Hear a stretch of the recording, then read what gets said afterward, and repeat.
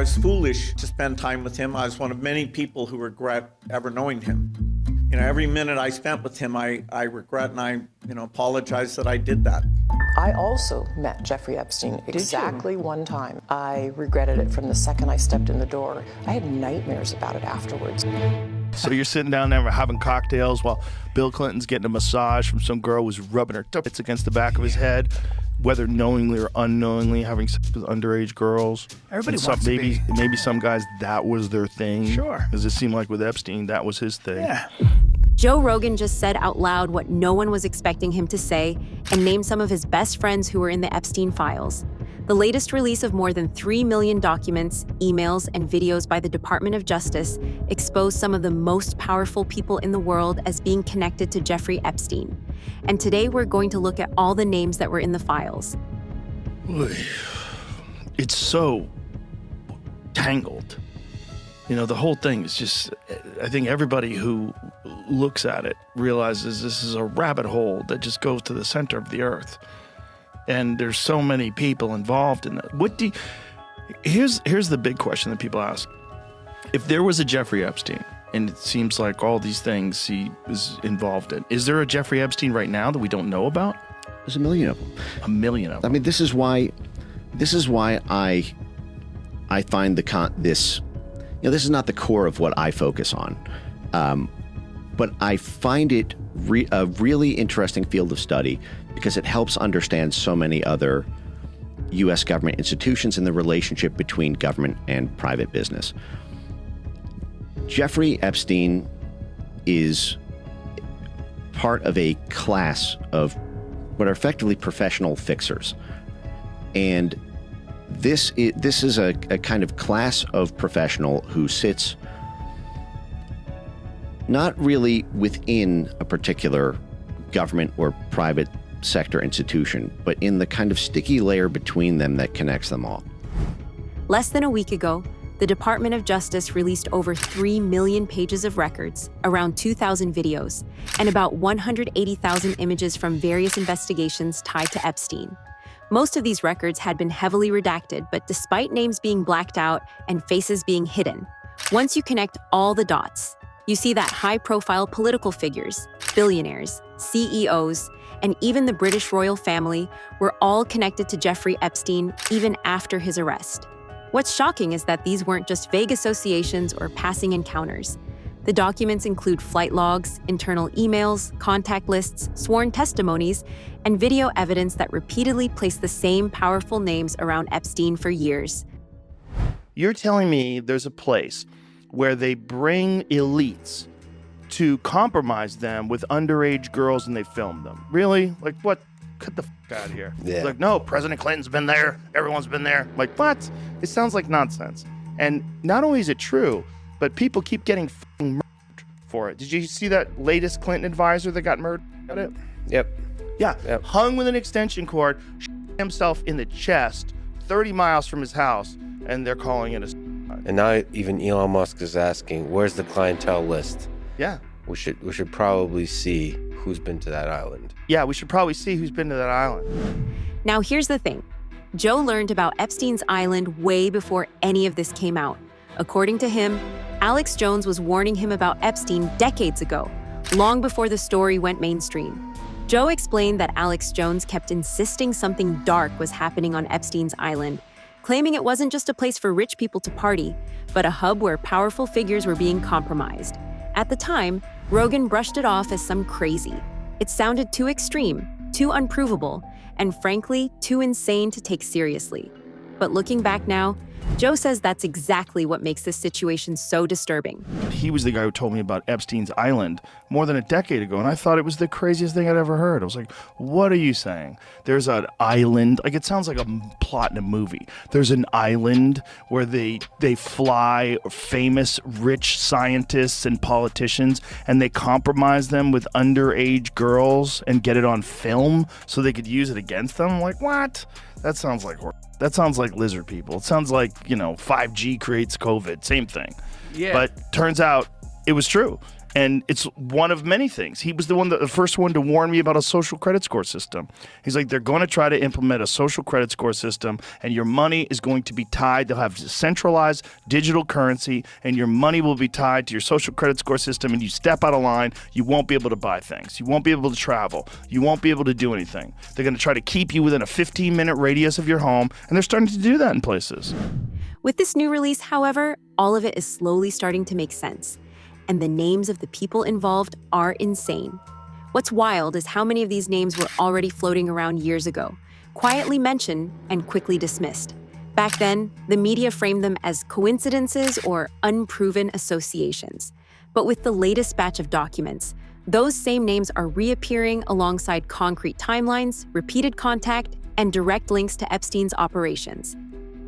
And the chairman of a prominent law firm is stepping down over his association with Jeffrey Epstein. Paul Weiss law chair Brad Karp says in a statement, quote, "Recent reporting has created a distraction and has placed a focus on me that's not in the best interest of the firm." The firm says Karp will remain with the firm, just in a different role. Senior Washington reporter Will Staken is here for more. Hi, Will. So what's the latest on this growing list of prominent people facing scrutiny over the Epstein files? Yeah, Diane, well I think, Mr. Karp right here is kind of the latest fallout from these Epstein files. Like you said, the really powerful law firm Paul Weiss announced that Mr. Karp would be stepping down after his name appeared in these files. Now, the law firm did not give a reason why Mr. Karp is stepping down, and previously the law firm denied Mr. Karp had any wrongdoing, but with this release of these files, his name appears in the files, mostly with his assistant trying to schedule meetings with Mr. Epstein. But there's an email between Mr. Karp and Epstein where he's asking about if he could help, get his son some kind of job in an upcoming Woody Allen film. So I think these emails, obviously are continuing to have fallout across, widespread industries. It's kind of the latest fallout here. We saw recently that popular wellness influencer Peter Attia also stepped down from his role at the protein company David. Bill Gates is one of the names most under fire. A picture of Bill Gates posing with a woman whose face has been redacted was in the files. There were also emails between Gates and Epstein that showed Gates was trying to hide a sexually transmitted disease from his wife after contact with Russian girls. As soon as these emails became public, Bill Gates immediately issued a statement calling them absolutely absurd and completely false. He also suggested that Epstein was trying to extort or defame him by writing an email in 2013 that further alleged he tried to give antibiotics to Melinda in case she also became infected. Listen to Melinda. True that I was only at dinners. I never went to the island. I never met any women. And so, the more that comes out, the more clear it'll be that although the time was a mistake, it had nothing to do with that kind of behavior.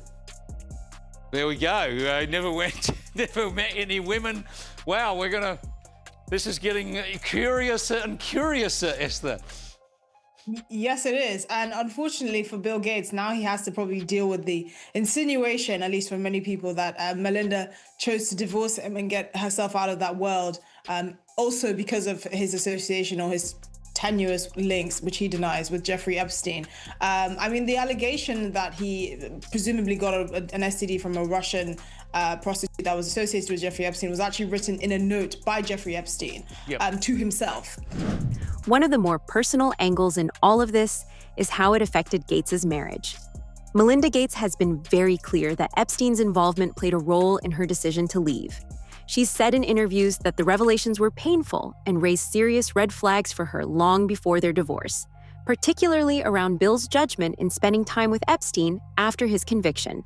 I also met Jeffrey Epstein exactly one time. Did you? Yes, because I wanted to see who this man was. And I regretted it from the second I stepped in the door. He was abhorrent. He was evil personified. I had nightmares about it afterwards. So, my heart breaks for these young women because that's how I felt. And here I'm an older woman. My God, I feel terrible for those young women. It's awful. People in the files have used the same excuse, and they're all saying the same thing, that Epstein was attempting to extort them. According to these individuals, Epstein allegedly collected information, emails, and compromising material as leverage, And on the surface, that explanation might sound plausible. Epstein clearly surrounded himself with powerful figures, and multiple witnesses have already confirmed that he liked to document everything. But here's where the story starts to fall apart.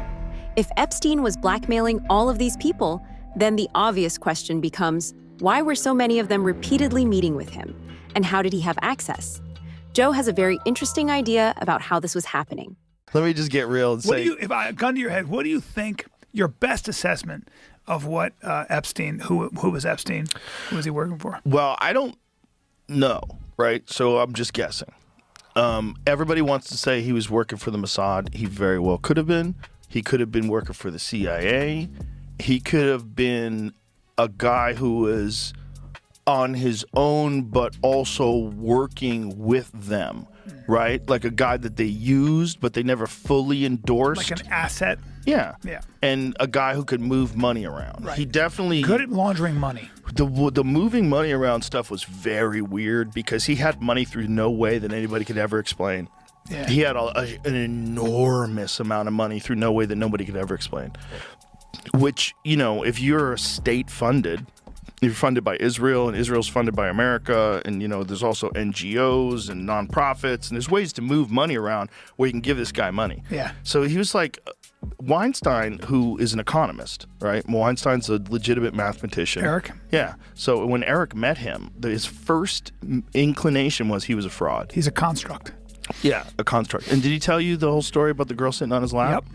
So Epstein, while he's meeting with Eric Weinstein for the first time, has a beautiful girl sitting on his lap, and a woman, I shouldn't say girl. He said she was like in her 20s, and she's sitting on his lap, and he's bouncing around, so her tits are juggling around. While he's asking math questions. Yeah, talking serious. So he was obviously nerd fishing. He was fishing for nerds, and I think he caught a lot of nerds in that net. Epstein wasn't working alone. One person doesn't suddenly become best friends with royal families across Saudi Arabia and England overnight. You're telling me that a random accountant somehow gained unrestricted access to royalty, heads of state, and billionaires without help? That's not how power works. Epstein didn't just stumble into these circles. He was placed there. Relationships like that are built through gatekeepers, intermediaries, and institutions that benefit from keeping certain people connected and certain secrets buried. Royal families don't socialize with random financiers unless someone they trust is vouching for them. And that's the most uncomfortable part of this entire story. Someone from the government was probably working with him. There's a lot of those 100%. guys that wound up going to that island. They probably thought, this is great. We get to party. Nothing's free. And they probably felt like they were rock stars because they get to hang out with the intellectual elite on an island with a guy who's just a billionaire philanthropist who's eccentric, who just loves women. He's a professed bachelor, and it all seemed too good to be true. It's so true. Because it was. Yeah. So I think he was an asset, whether or not it was for the Mossad strictly, or Israel strictly, or the United States strictly, whether it was a CIA thing, whatever, I don't know.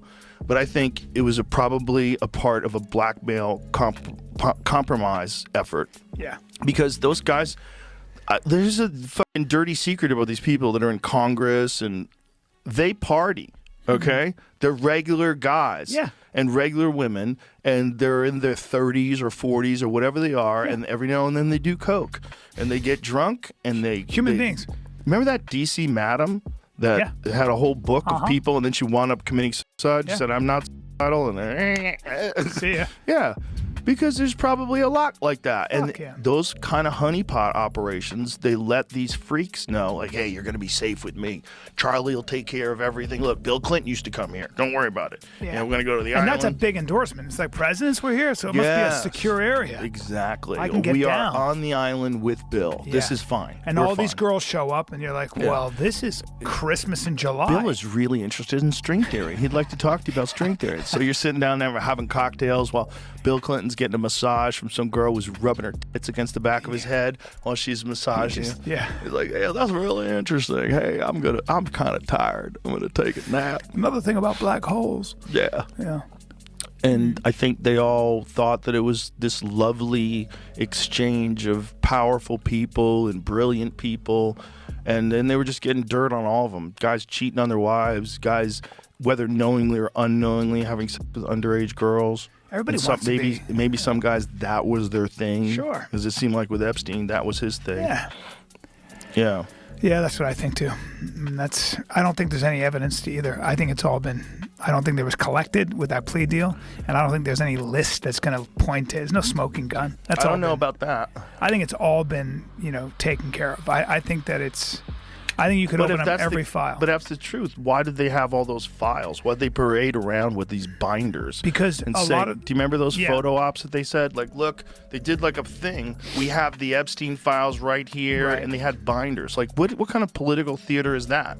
If you don't really have the Epstein It files, was like, probably what is theater. And what I mean by that is I think, like, if they are keeping something quiet, it's because it's video of underage girls, or it's video of the victims who don't want that to be out there.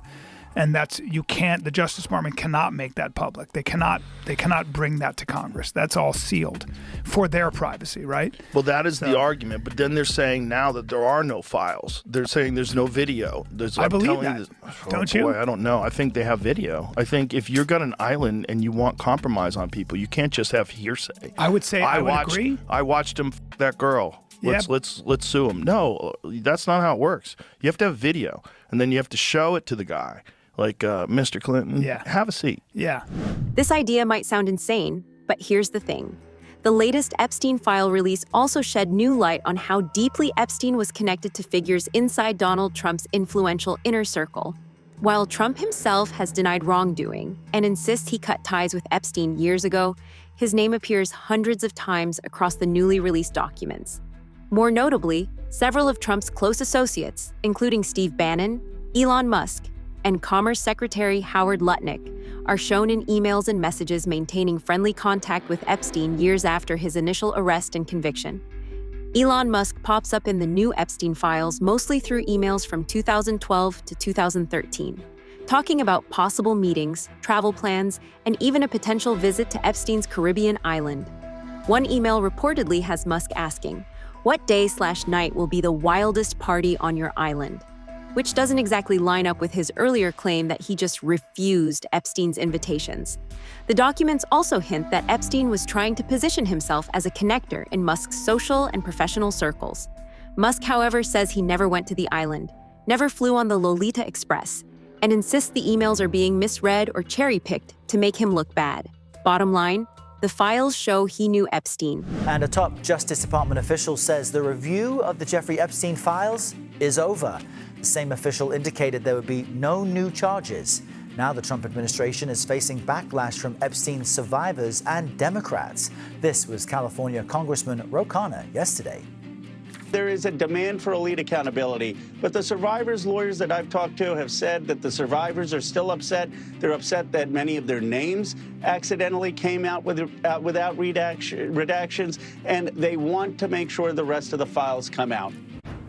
CBS News Justice correspondent Scott MacFarlane joins us from our Washington bureau with more on this. Scott, you've been sifting through as much of this as you can. What's in this so-called final batch? It's a process. We're still working through millions of pages here, Errol. And it's worth noting these were released more than 40 days after the legal deadline for the Department of Justice to do so. No one besides Epstein and former associate Ghislaine Maxwell has been charged, but the Department of Justice insisting its work is done has only fueled more controversy. Joe talked about this too, the way the government seems hesitant and almost scared to release the files. He pointed out that if there was truly nothing to hide, the documents would have been dumped all at once, clean and unfiltered. Instead, they've come out in slow, fragmented batches, filled with redactions, delays, and vague explanations. Even after Congress mandated the release, the Justice Department missed deadlines and admitted that large portions were still being withheld. About the Epstein releases, like before we got started, first of all, the photo dump and the emails. It's nuts. But it's also they're doing it so slowly. Mm-hmm. Like, you guys have had this stuff for a year. We were promised multiple times, it's coming. Doesn't it seem like you could just throw all that into AI at this stage of the game? Yes. And just redact the names of the victims and let's go? Yeah, of course. It seems like that would take 5 minutes. I mean, it feels like, you can't help but feel like the administration is just like watching their back, and that's why it's happening. watching someone's back. Yeah. I mean, it's all speculative why they haven't released it, but it's not good. It's not good for everybody's confidence. No. It's not good that this thing was going on, that they had this bizarre blackmail operation running. That's very weird. Very strange. Very weird. But it kind of makes sense. Because if you're a 60-year-old billionaire and you're a freak and you like to get your freak on, but unfortunately you're a gigantic software developer and everybody knows who you are. Yeah. Like, it's hard to get your freak on. Well, that's the thing is, like, it makes sense when you go like, oh, some of these dudes really liked visiting that place. Yeah. It's like, that's the only place they can go. Right. You can't go anywhere else. Right. And that's why they set it up for them. Yeah. Eric Weinstein said that to me once. And I was like, oh, okay, that makes sense. If you're the former president of the United States, you can't go to a nightclub. Yeah, he said, I think there are people out there that provide experiences for certain people that have a hunger for them. Yeah. I was like, of course. Of course. And that's also how they compromise people too, right? Oh, yeah. That's how they get you to vote the way they want you to vote and play ball. Bobby, we got video, you sucking a dick. Yeah. Yeah. What do you want to do? What do you want to do? Yeah. Because, like, I bet all those people have something on them. That's how they stay in the game. They have to. You're like, you skull and bones. You got to suck the dick. Well, look at, like, otherwise we can't trust you. For the Epstein shit, like, look at the level of people that we're visiting. I mean, it's all at the highest level of influence, power, and fame. Yeah. And so you go, yeah, this dude wants to do some wild shit. He can't go to Cheetahs and get it done. You know? Yeah. You can't do it. He's got to go somewhere. Yeah. What sounds good? A private island. Yeah. He can't just like order up a call girl. It's too risky. Where are you going? I'm going to Captain Billionaire's house to suck his dick. I do it every Tuesday. Plus, I'm on meth. We're only touching the surface of what's in those files. Joe even mentioned the Pizzagate conspiracy theory. He pointed out that once you start following the threads, flight logs, private island visits, emails, and unredacted documents, patterns begin to emerge that the mainstream media has largely ignored. The newest Epstein files have reignited interest in the Pizzagate conspiracy, thanks to nearly 900 references to pizza across millions of documents. While Pizzagate was widely debunked after a violent 2016 incident at Comet Ping Pong, these emails show Epstein and his associates repeatedly using pizza and other seemingly innocuous phrases over the years. Some online communities have interpreted this as coded language, linking Epstein's real-world crimes to something deeper. Share your thoughts. Which revelations shocked you the most? And don't forget to like the video if you want us to keep breaking down every new detail as it comes out.